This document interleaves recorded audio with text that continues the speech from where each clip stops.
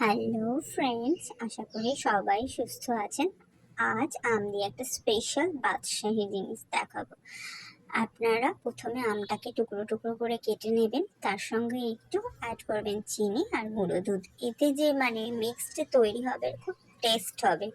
কেন বলছি, আপনারা পরে প্রসিডিওরটা দেখলে বুঝতে পারবেন কেন এতে আমি এগুলো অ্যাড করেছি। শুধু পাল্পটাই আমি গ্রাইন্ড করতে পারতাম। এরপরে কি করবেন, ওটাকে মিক্সড করে রাখার পর আলাদা করে রেখে দেওয়ার পরে 4টে পাউরুটি নেবেন। আমি যেহেতু 4টে স্যান্ডউইচ টাইপস বানাবো, সেই জন্য আমি 4টে নিয়েছি। আপনারা আপনাদের প্রয়োজন অনুযায়ী নেবেন।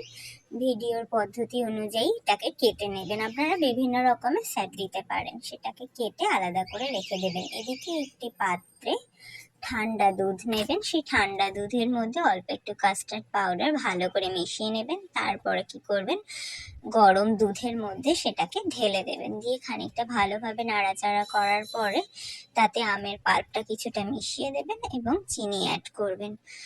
একটা মালাই টাইপস একটা ব্যাপার তৈরি করবেন। এরপরে কি করবেন, যে পাউরুটিগুলো পেস্ট করে রেখেছেন তার মধ্যে আমের যে পাল্পটা আমি গ্রাইন্ড করে রেখেছি সেটাকে জ্যামের মতো করে লাগিয়ে দেবেন। দিয়ে তার উপরে আর একটা রুটির টুকরো এরকম স্যান্ডউইচ মতো করে রেখে দেবেন। দেওয়ার পরে কি করবেন, যে মালাইটা আপনারা তৈরি করেছেন, আমি তৈরি করেছি আর কি, কাস্টার্ড দিয়ে, দুধ দিয়ে, এবং সেটার ওপরে ভালো করে সার্ভ করে দেবেন।